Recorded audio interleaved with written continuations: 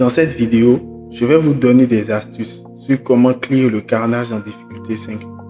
Je présenterai quelques techniques pour pouvoir contourner les mécaniques des boss et je parlerai des avantages, des inconvénients et des prérequis de certaines de ces techniques. De plus, je parlerai aussi un peu des mécaniques des boss, des personnages et des teams de ces personnages pouvant clear chaque boss. Je tiens à préciser que je ne donnerai pas de team complète pouvant clear, mais des archétypes de team. C'est-à-dire que je donnerai un exemple possible de team en fonction du personnage les plus pertinents pour chaque boss. Je le fais de cette manière parce que, en fonction du joueur, les personnages que chacun possède varient. Donc une team possible pour quelqu'un est sûrement impossible pour un autre. Le premier boss est Ombre de précurseur de source secrète avec matrice d'observation neuronale.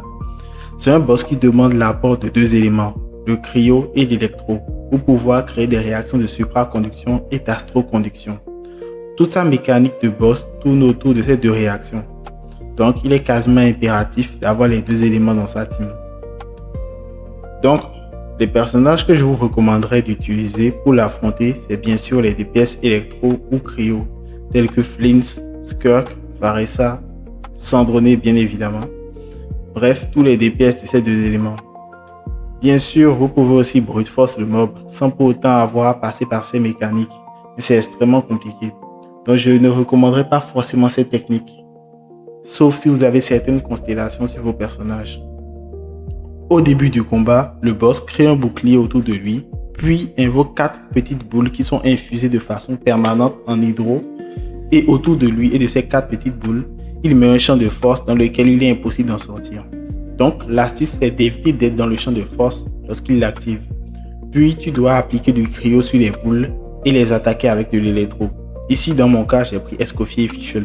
Et il est extrêmement pratique avec ces deux personnages puisque Escoffier auto-cible les ennemis proches du personnage et il ne reste plus qu'à viser avec Fischl et fait des attaques chargées électro pour déclencher la supraconduction et détruire chacune des boules invoquées par le boss. Les avantages de cette technique, déjà outre le fait que tu puisses éviter très facilement les attaques du boss et des boules, elle te permet aussi de ne pas être restreint dans tes mouvements via le champ de force.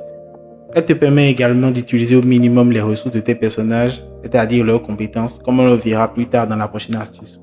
Avec cette astuce, n'importe quel archer électro suffit. Le seul inconvénient serait d'avoir des personnages pouvant faire la même chose qu'Escoffier. Il y a bien Charlotte et Layla qui sont de possibles alternatives.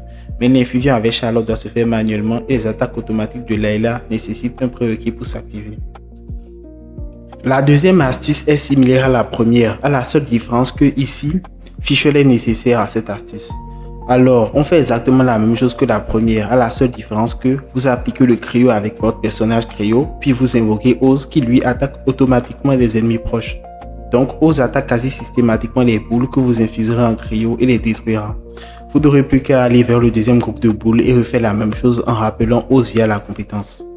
Le principal avantage de cette technique, c'est qu'elle est très rapide pour détruire les boules. L'attaque automatique de Oz vous fait gagner beaucoup plus de temps qu'avec la première technique. L'inconvénient, c'est que vous n'aurez plus Oz lorsque vous aurez détruit les 4 boules et que vous irez vers le boss.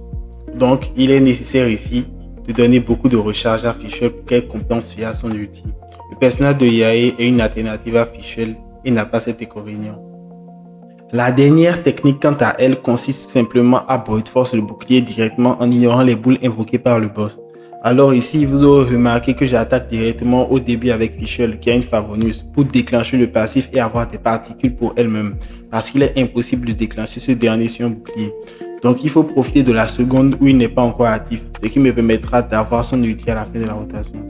Et ensuite, je l'applique le maximum de cryo et d'électro. Et je le frappe avec mon DPS cryo ou électro. Ici, j'ai pris Skirk. Le deuxième boss est le seigneur chuchoteur de cauchemar des fonds cachés. Ce boss n'a pas beaucoup de particularités si ce n'est qu'il met un bouclier au début de l'affrontement qui avantage grandement les réactions Selene, puisque celles-ci reçoivent un bonus de dégâts de 300% sur le bouclier. Donc il est extrêmement recommandé d'utiliser des personnages qui utilisent des dégâts Selene, tels que Flint, Nefer, Loma, Zibai, Inefa, Colombina. Ils vous permettront de faciliter le combat. Bien sûr, il y a des alternatives, puisque le boss, en plus de mettre son bouclier, invoque des pêcheurs qui, s'ils sont tués, permettent de détruire des parties du bouclier du boss. Donc si vous n'avez pas de réaction Selene, attaquez plutôt les pêcheurs. Alors, avec une team Selene, tout ce que tu as à faire ici, c'est frapper, faire ta rotation et appliquer tes dégâts Selene sur le chuchoteur en ignorant complètement les pêcheurs qu'il a invoqués. Mais en faisant aussi attention aux attaques des pêcheurs pour ne pas que tes personnages meurent. Ici, j'ai pris Zhongli pour le bouclier qu'il apporte dans l'équipe, ce qui me permettra de ne pas me soucier des attaques des pêcheurs. Donc, tout ce que tu as à faire ici, c'est frapper jusqu'à détruire le bouclier. Et puis tu pourras terminer le boss après. Pour la méthode alternative contre ce boss, ici vous aurez besoin de personnages animaux. Par exemple, ici j'ai pris Kazuha avec lequel on va regrouper les pêcheurs invoqués par le chuchoteur, puis frapper avec notre DPS. Donc ici la méthode consiste juste à tout le temps regrouper les pêcheurs et frapper directement avec le DPS pour pouvoir les tuer quasi tous en même temps, sans pour autant avoir à attaquer de façon dispersée chaque pêcheur, ce qui nous permettra de détruire le bouclier du boss. Le troisième et dernier boss, l'automate de source secrète, va au début mettre un bouclier. Pour pouvoir détruire ce bouclier, il va falloir remplir une jauge qui s'affiche juste à côté de sa barre de points de vie, qui va se remplir en fonction de l'utilisation de Noctap dans la team. Donc, tout ce que vous avez à faire pour pouvoir remplir cette jauge, c'est juste utiliser du Noctap pour qu'elle se remplisse de façon continue. Et tous les dégâts que vous ferez au boss pendant sa phase bouclier n'auront pas d'effet sur lui. Donc, concentrez-vous plus sur l'application Noctam pour pouvoir augmenter le plus rapidement possible sa jauge. Juste après avoir détruit son bouclier, il va faire apparaître des piliers auxquels il va falloir monter et détruire des mécanismes qui le mettront en état de stun.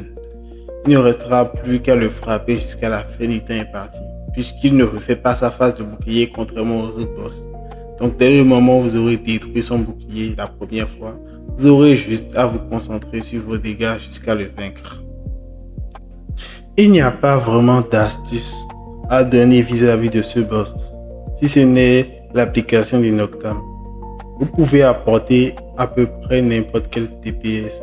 Tout ce que vous avez besoin, c'est d'avoir un personnage pouvant utiliser du Noctam dans la team pour pouvoir remplir la jauge et par extension aussi un personnage pouvant monter sur les différents piliers, car ce ne sont pas tous les personnages qui ont cette capacité.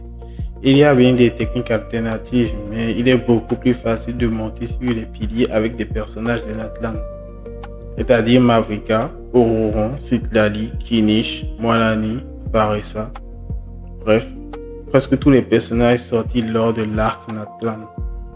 Sinon, autre que ça, il n'y a pas d'autres conditions pour pouvoir affronter ce boss. Donc, assurez-vous de faire le maximum de dégâts dans le temps qu'il vous reste après avoir détruit les mécanismes sur les piliers. Nous voici à la fin de cette vidéo sur ce guide pour des astuces à faire dans ce carnage de la version Luna 8. J'ai essayé de résumer le plus rapidement possible la plupart des astuces que j'ai plus ou moins vues et découvertes sur les boss pour pouvoir faciliter les clients. Si vous avez des astuces à me proposer, vous pouvez me les écrire en commentaire. J'espère que vous avez apprécié cette vidéo et qu'elle vous aura été utile. Je vous laisse donc avec une image des teams avec lesquelles moi j'ai pu clear le carnage.